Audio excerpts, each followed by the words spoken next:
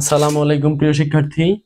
দেখো, চট্টগ্রাম 2025 সালের এই বোর্ডটা আজকে তোমাদের সমাধান করে দেখাবো। যত 25 সালের বোর্ড আসছে তুলনামূলক এই বোর্ডটা একটু আলাদা, ঠিক আছে? মানে যেটাকে বলা যায় একটু হার্ড আছে, হালকা, ঠিক আছে? দেখো, ক নম্বর আসছে কি ইন্টারপ্রেটার কি। আমি গ ঘ একটু পর বোঝাবো, ঠিক আছে? লিখে লিখে দেখো। আহ ক নম্বর আসছে ইন্টারপ্রেটার কি।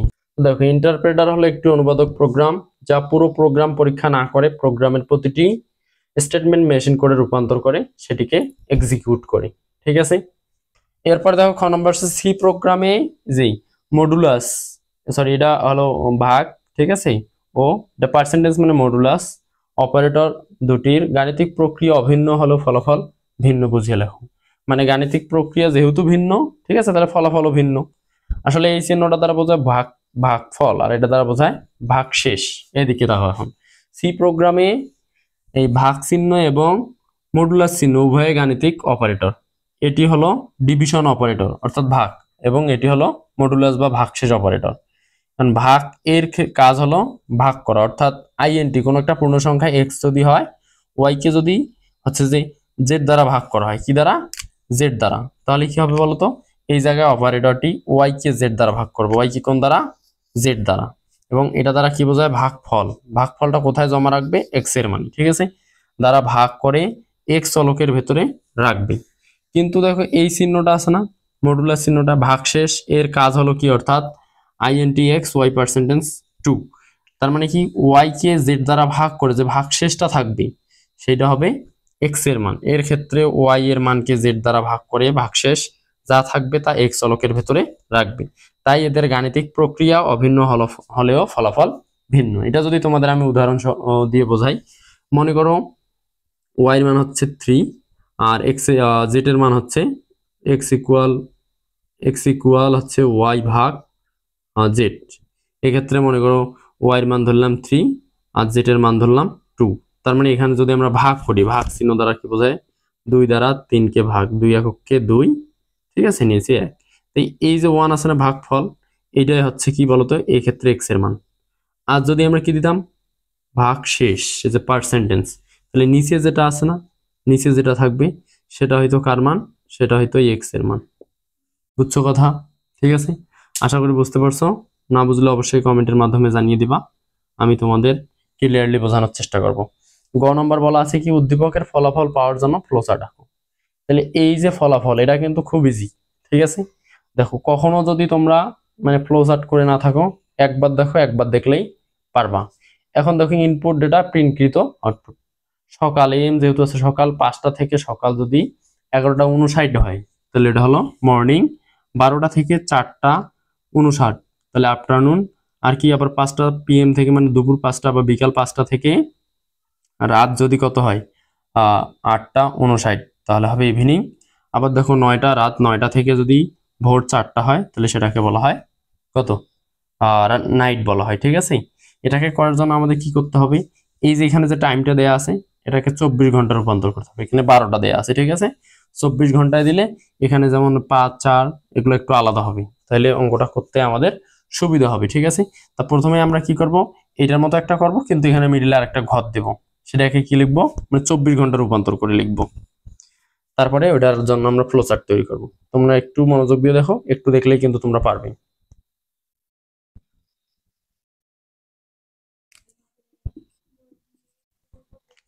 দেখো, গ নম্বর যেটা আছে, ঠিক আছে, দেখো এইটাই যেটা আছে এটাকে দেখো এই পাশে নিয়ে আসছি। শুধু একটু আগে তোমাদের বললাম না 24 ঘন্টা রূপান্তর করতে হবে। তো 5টা থেকে 11টা ঠিক আছে, 12টা PM থেকে 4টা PM। তো এই যে 12টার পরে কিন্তু আন্তর্জাতিক সময়, অর্থাৎ 24 ঘন্টায় 12টার পরে 13 14 এভাবে যদি আসি তাহলে 4টায় হয় 16টা, সেভাবে 5টা মানে 17টা, 8টা মানে 20টা, 9টা PM অর্থাৎ যখন 9টা বাজে তখন সেটাকে আন্তর্জাতিক পর্যায়ে কি বলা হয়? 21টা। আর এটা ঠিকই আছে, ঠিক আছে? 21 22 23 24, 24 পর আবার 1 2 3 4 এভাবে 4 সময় আসছে। এখন দেখো এটা যেহেতু আমাদের ফ্লো চার্ট করতে বলছে, দেখো আমি তোমাদের এই যে এইটা কিন্তু ফ্লো চার্টে লাগবে আমাদের এই জিনিসটা, ঠিক আছে? এটা আমাদের ঘতেও লাগবে। তো দেখো আমি তোমাদের এখন আস্তে আস্তে বোঝাচ্ছি ক্লিয়ারলি কিভাবে কিভাবে হইলো এটা। প্রথমে লিখতে হয় স্টার্ট, সকল হচ্ছে ফ্লো চার্টে লিখতে হয় কি স্টার্টটা অবশ্যই ডিম্বাকার চিত্রী হয়। কিসে? ডিম্বাকার চিত্রী। এখানে ইনপুট নিছি এইচ আর এম। এইচ মানে হচ্ছে কি ঘন্টা, যে ঘন্টা, আর এম মানে হচ্ছে মিনিট। এইচ মানে আওয়ার, আওয়ার মানে ঘন্টা, এম মানে মিনিট। এখন দেখো প্রথমে একটা আমরা শর্ত লিখছি। শর্ত কি? 0 থেকে ঘন্টা যদি ছোট অথবা 23-এর থেকে যদি ঘন্টা বড় হয়। দেখো তো 0 থেকে কখনো ছোট ঘন্টা হয়? 0 থেকে ছোট ঘন্টা হয় না। -1 -3 এমন ঘন্টা দেখছো তোমরা? আর 23-এর থেকে বড় ঘন্টা দেখো তো, এখানে 23 কি কোথাও পার আছে বলো তো? 23 নাই।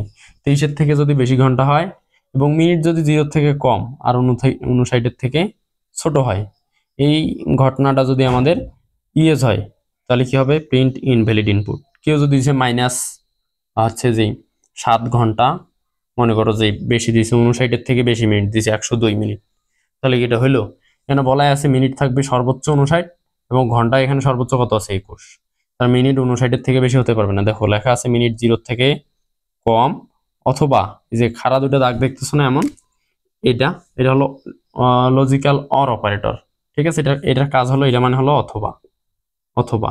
ঠিক আছে, তাহলে কি 0 থেকে যদি এইচ এর মান কম হয়, ঘন্টা যদি 0 থেকে কম অথবা 23-এর থেকে যদি বেশি হয়, 23-এর থেকে বেশি 24, 25, 26 এমন যদি ঘন্টা হয়, অথবা মিনিট যদি 0 থেকে কম হয়, অর্থাৎ -10 মিনিট, 20 মিনিট মাইনাস কিন্তু, হ্যাঁ, অথবা 60-এর থেকে 59-এর থেকে যদি বেশি হয়, -1, মনে করো মাইনাস তো না, 59-এর থেকে বেশি, 60, 61, 62, 60 মিনিট তো 1 ঘন্টায় হয়, 60 মিনিট তো আর বলা লাগে না। ঠিক আছে, যদি কি হয় 59-এর থেকে বেশি মিনিট হয়, এই ঘটনাটা যদি ইয়েস হয়, তাহলে প্রিন্ট ইনভ্যালিড ইনপুট, মানে ইনপুট দিতে ভুল হয়েছে। নো দিলে এখন কি হবে? নো দিলে দেখো প্রথম ঘন্টাটা আছে 5 ঘন্টার থেকে বড় অথবা সমান, ঠিক আছে, আর 11 ঘন্টার থেকে ছোট অথবা সমান। দেখো এইচ এর মান যদি 5 ঘন্টার থেকে বড় অথবা সমান, এই যে এখানে দুইটা অ্যান্ড চিহ্ন দেখতে পাচ্ছ, এভাবে এভাবে দেওয়া আছে, এটা হলো অ্যান্ড মানে এবং, ঠিক আছে, মানে এটা একটা অর অপারেটর, অ্যান্ড অপারেটর। এটা কাজ কি? একই সাথে দুইটা শর্ত পূরণ হতে হবে। অর্থাৎ 5-এর থেকে যদি ঘন্টার মান বড় অথবা সমান এবং 11 থেকে যদি ছোট অথবা সমান হয়, তাহলে কি প্রিন্ট দেয়? মর্নিং। তাহলে প্রিন্ট মর্নিং। এবং প্রিন্টের চিত্রগুলো অবশ্যই সামান্তরিক হবে। কি হবে? সামান্তরিক। আর যে কন্ডিশন আছে, ঠিক আছে, এই যেগুলো একটা কন্ডিশন, দুইটা, তিনটা, চারটা, ঠিক আছে, কন্ডিশন সবসময় রম্বসের চিত্রে হয়। কিসের চিত্রে? রম্বস। তাহলে দেখো 5-এর থেকে যদি ঘন্টা বেশি হয় এবং 11 থেকে কম বা সমান হয়, তাহলে ঘটনা ইয়েজ হলে প্রিন্ট মর্নিং। নো হইলে পরেরটা। তাহলে ঘন্টা যদি 12টার থেকে বেশি অথবা সমান এবং 16টার থেকে ছোট অথবা সমান হয়, তাহলে প্রিন্ট আফটারনুন। এইটা যেভাবে করছি সেম ভাবে এটা দেখো, এক পাশ দিয়ে এক পাশ দিয়ে নো। এখন একটা তোমাদের ট্রিক্স বলি, ইয়েস নো কোন দিক দিবা? যেই পাশে তোমার খাতা কম থাকবে সেই পাশে দিবা ইয়েস। কি দিবা? ইয়েস। ইয়েস হলে প্রিন্ট হবে। দেখো এই দিক নো দিছি, নো দিছি, এই পাশে কিন্তু আমাদের চিত্রটা চলে গেছে। ঠিক আছে, তাহলে তোমাদের খাতা যে পাশে কম থাকবে সে পাশে দিবা ইয়েস, যে পাশে বেশি থাকবে সে পাশে দিবা নো।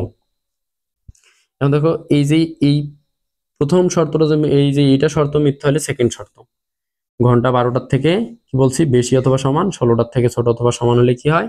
যদি ইয়েস হয় print afternoon, print afternoon. No হলে এটা শর্ত সেম ভাবেই, নো হলে কি দিব?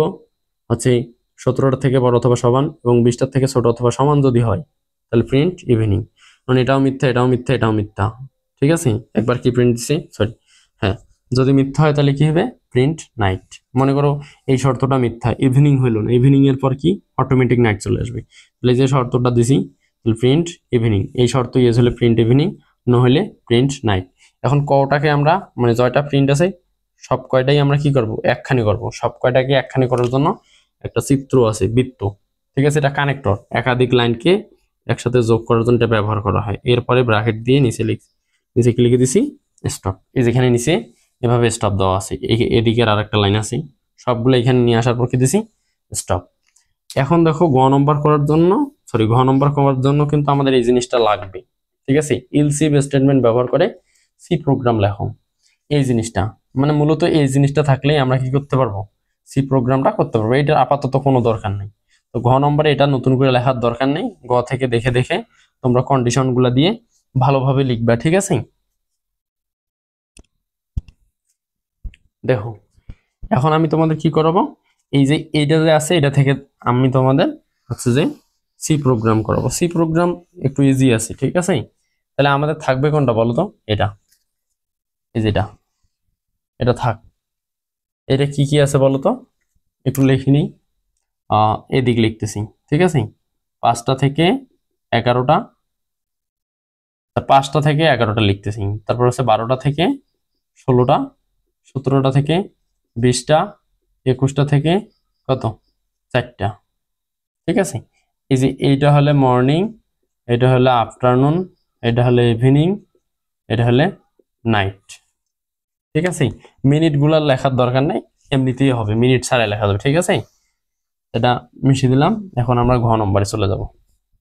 ঘ নম্বর করার জন্য আমাদের কি লাগবে ভালোভাবে বুঝতে হবে। ঠিক আছে, দেখো ঘ নম্বর, ঘ নম্বরে লেখার জন্য সর্বপ্রথম আমাদের লিখতে হবে hash include stdio dot H. এরপর এই জায়গাটা লিখবো int main function, first bracket শুরু ফার্স্ট ব্র্যাকেট শেষ, এই যে সেকেন্ড ব্র্যাকেট। যত সি প্রোগ্রাম লিখি না কেন এতটুকু লেখা লিখতেই হবে। এরপরে কি int ইন্টিজার, এগুলো সব পূর্ণ সংখ্যা না। ইন্টিজার কি মানে ইনপুট হচ্ছে যে ইন্টিজার দুটো সংখ্যা, একটা হলো ঘন্টা, একটা হলো মিনিট। ঠিক আছে, এতটুকুই। এখানে লিখবো print F, print F inter. এখানে এমন একটা লাইন লিখবো যাতে ব্যবহারকারী বুঝতে পারে বা বোঝা যায় যেখানে ঘন্টা এবং মিনিট দিতে হবে। তাহলে ইন্টার হচ্ছে value, enter the value value of H R M, এটা দিক থাক। এরপরে লিখবো স্ক্যানএফ পার্সেন্ট ডি, আবার পার্সেন্ট, দুইটা পার্সেন্ট ডি, অ্যাম্পারসেন্ট একটা এ, সরি একটা এইচ। প্রথমের ইনপুটটা এইচ, পরেরটা হলো এম, ওই জন্য দুইটা পার্সেন্ট দিয়েছি, দুইটা চলক আছে, দুইটা পার্সেন্ট ডি। এবার লিখবো ইফ, প্রথম যে শর্তটা দিছিলাম, ঠিক আছে কিসে বলতো, ফ্লো চার্টে, ওই শর্তটা এখানে লিখবো। কি লিখবো, এইচ যদি কিসের থেকে বড় হয়, এইচ যদি 0 থেকে ছোট হয়, 0 থেকে ছোট, অথবা এইচ যদি কার থেকে 23-এর থেকে বড় হয়, অথবা মিনিট যদি 0 থেকে ছোট হয়, অথবা মিনিট যদি 59-এর থেকে বড় হয়। দেখো এই শর্তটাই কিন্তু তোমাদের কিসে দেওয়া ছিল বলতো, ফ্লো চার্টে। এইটা যদি মানে ইফের যে নিচে লাইনটা থাকে, ইফের লাইন দিয়ে কিন্তু সেমিকোলন হয় না, শর্তের লাইনে সেমিকোলন হয় না।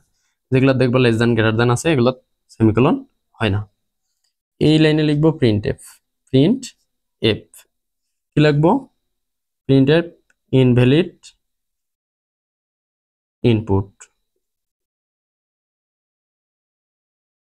ঠিক আছে, মানে ইফের নিচে যে লাইনটা আছে এটা হলো ইয়েস এর লাইন। দেখো তোমরা যদি একটু হচ্ছে ফ্লো চার্টটা লক্ষ্য করো বা খাতায় নোট করো তাহলে বুঝতে পারবা। ইফে মানে শর্তের ইএসএ ছিল প্রিন্ট ইনভ্যালিড ইনপুট, তাই এখানে প্রিন্ট এফ মানে প্রিন্ট ফাংশন ইনভ্যালিড ইনপুট। তো প্রথমে লিখতে হয় ইফ, পরে লিখতে হয় এলস ইফ। প্রথমেই শর্তে হচ্ছে ইফ, তারপর যত শর্ত থাকবে সবগুলাই else if else if else if করে হবে, আর লাস্টে গিয়ে এলস হবে। এলস ইফ কি হয়, ঘন্টা যদি কি 5-এর থেকে বড় অথবা সমান এবং 11-এর থেকে ছোট অথবা সমান, ঘন্টা যদি 5-এর থেকে বড় অথবা সমান এবং ঘন্টা যদি 11টার থেকে ছোট অথবা সমান হয়, তাহলে কি প্রিন্ট দেয়, print F morning, MORNING morning.